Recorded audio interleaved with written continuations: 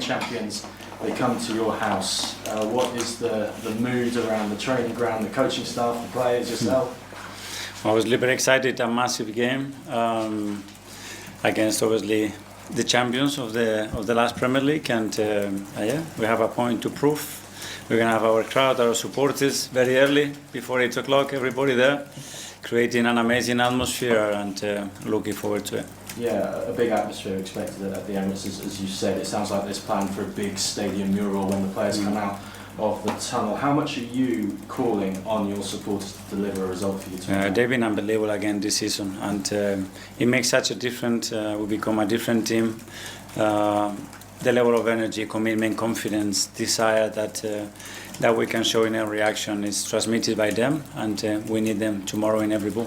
Yeah, can I ask a bit of team news? Ricardo Calapiro and Christian Mosquera, they're out against Bournemouth. Are they close to being back? No, they're out again. Well, when can we see them back? What stage are they at? I think pretty soon they have to go to the last stage of the rehab, and if everything goes well, hopefully very soon they will be available for selection. Yeah, and just finally for me, this is the first time we're hearing from you since Ruben Amorim left his job as Manchester United head coach. Now, Sir Jim Ratcliffe actually used Arsenal standing by you as an example, as a reason why Amorim should get 3 years in charge, and obviously he didn't get that time. So what does that say about the support and the trust that the club put in you during the first difficult 12 to 18 months during the time? Yeah, I can only talk about what I have experienced, and it's always sad to see a colleague losing his job, obviously. We know where we are, and yeah, I think you need support from ownership, and support from your staff, from players. At the end of the game, you need to win a lot of football matches if you want to stay in the job, and that's the reality and the nature of our job. Good luck, sir. Thank you. Good afternoon, Mikel. You mentioned there being a point to prove when you play Liverpool. Is that sort of a case of the fact that they beat you narrowly in that game back in August, or more to do with the fact that you are leading the table at the moment, and that's a statement if you were to beat the champions? Yes, I mean, we are top of the table. We play at home against a really, really good opponent, and we want to maintain our position. And in order to do that, we're gonna have to be excellent throughout the game to deserve to win the game, and that's the point we have to prove. Arne Slot said this morning that he feels that this is the best Arsenal side that there has been in the last couple of years. It seems like an obvious question because you are leading the league by 6 points, but do you feel this is the best Arsenal team that you've assembled and developed, and if so, what makes this team so special? I don't know. I don't like really comparing, and I think every week the team is different because the players available are different, the position is different. So, yeah, maintain a lot of the great things that the team is doing, the individuals are doing, and consistency is going to be the key to that. And we know the difficulty of every game, and we are approaching that with a lot of excitement, understanding where we are, and with a huge desire that we have to achieve what we want to do in May. They're on a 9-game unbeaten run, Liverpool.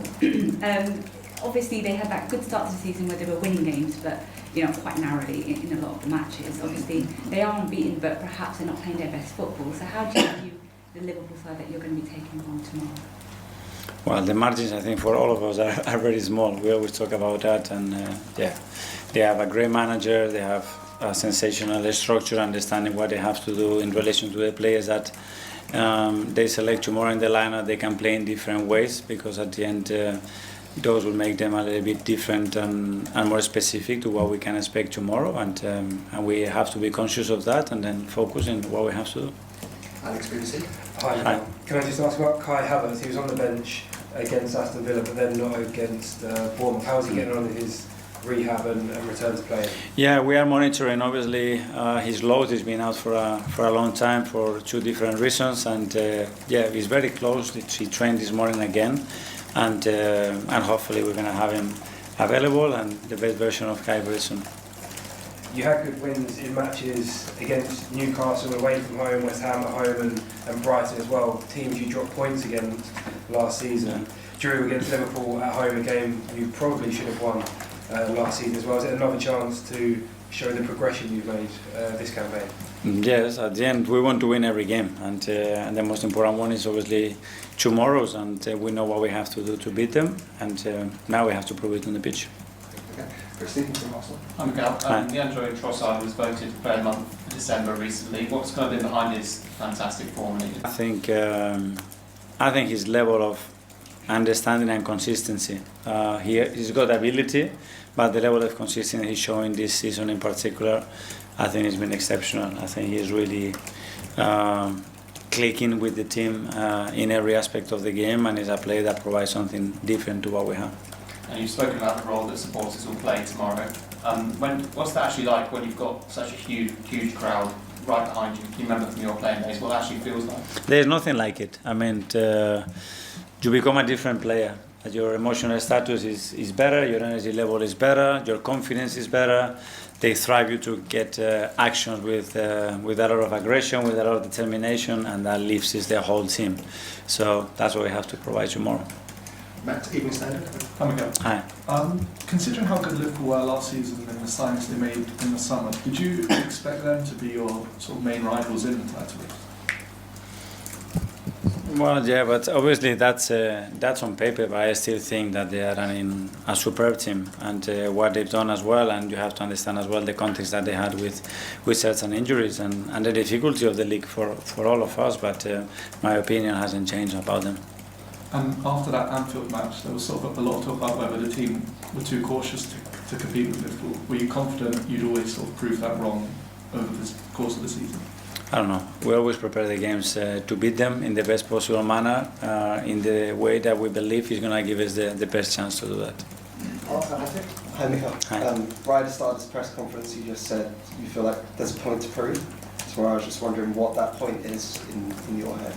We can go again and again. I mean, every week we have a point to prove. We had it a few days ago against Bournemouth after a great win against Villa, and it's going to continue like that till May. And we know that because once we are in the position that we are in, we want to maintain and extend the lead that we have. And in order to do that, our level of determination and desire has to be with that mindset. In terms of maintaining that through, I guess, weeks where you're playing every 3 days, how do you keep, I guess, everyone, not just players but staff, on that kind of goal, if that makes sense? Well, we all want it that much. That's what is driving everybody, and that's the superb quality that we have within the club, staff and players especially, because we know what it's going to take to achieve what we want.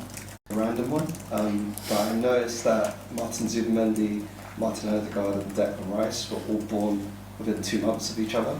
Mm-hmm. And I was wondering, with those three, when they play, they all seem to gel quite well. And I was wondering if their ages have So any... they started to connect Yeah, since their birth, yeah? But how you see Let me investigate about that, and I can come back to you in a few weeks. Yeah, but how do you see them, I guess, as a trio, both on and off? Well, and off, sorry. It's a great point. So maybe it's something that we have to think about. It's very clear and obvious that they click, they understand each other really well, they complement each other exceptionally well, and that's something that we believe that we could achieve before we brought them together, and now they are doing it. James, anything? Mikel, Amorim and Maresca, they both left their jobs after speaking about the sort of frustrations with the head coach model. You were hired here, obviously, as head coach, and then you became manager. And I know every club's different, but for you, what difference did that make going from head coach to manager?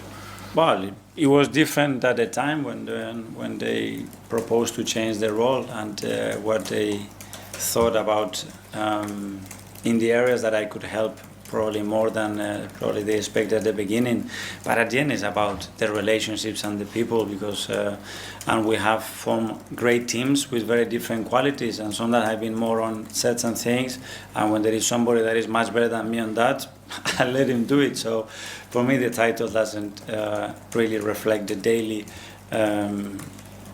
probably the way we operate daily. I think is more important the people, and then the morale within that people to really understand that, okay, let's give each other the things that it can master and make us much better, and the rest we just support that idea. That's it. Because it must have been a confidence boost for you, though, obviously in your first managerial role, to be given that extra responsibility. Yeah, because I didn't demand it, we didn't ask for it, and they believe it was the right thing to do. But again, since there, because we have to work with different people, with the changes that we had in recent years, I think when you have a leader, which is ownership, in this case Stan and George that is very close to that, with very clear alignment to all of us, what he wants to do, how he wants to achieve it, that creates that space for everybody. I think it's very easy to work like this. Thank you. James, CBS. Okay, I know it's been mentioned already, but going back to that game at Anfield, it felt like the reaction at the time was so immediate and visceral in terms of your perceived style. Have you looked back on that game and what did you sort of take away from it, and what do you think maybe the broader conversation got wrong? No. I mean, your opinion, people are entitled to their opinions. Mine was different, but that's the beauty about football. What was your opinion? Very different. Okay, we'll do the last two in the As Live. Charles, goal? Hi Mikel, we saw another brilliant finish from Gabriel at Bournemouth. He's now just 2 goals behind your old teammate Laura Koscielny in terms of record goal scorer for a defender in the Premier League for Arsenal. I'm sure you expect him to break that record pretty soon, probably the rate he scores at. But what is it that sort of, do you think, that sets him apart from pretty much all other defenders at the moment when it comes to the art of goal scoring in the opposition box? Desire to score, and then the amount of work that he puts in and attention and detail to get himself in the best possible positions to do that and to execute what the game and especially certain actions are going to demand of him. And just on Pierre Hincapié, he seems to have really sort of settled in now and adapted and stepped up in Ricardo's absence. How impressed have you been with his way he's adapted to the Premier League, especially after missing out early on through injury? Very impressed, because obviously he came very, very late in the market without pre-season after a surgery as well. So yeah, I mean, it's been immense. I mean, for everything that we ask him to do, he's fulfilled that in various roles as well. So yeah, it's been I think it's been a big boost for the team and another step in terms of what he can bring to the team. Phil? Hi, Mikel. This group of players have got more points than the Invincibles managed after 20 games, more points, more goals. Obviously, you've been here a long time as a player and as a manager. Do you think that this group that you have is as good as the Invincibles, if not better? No, because the Invincibles won a lot and they won consistently, and they created a history and legacy, and we have to do that.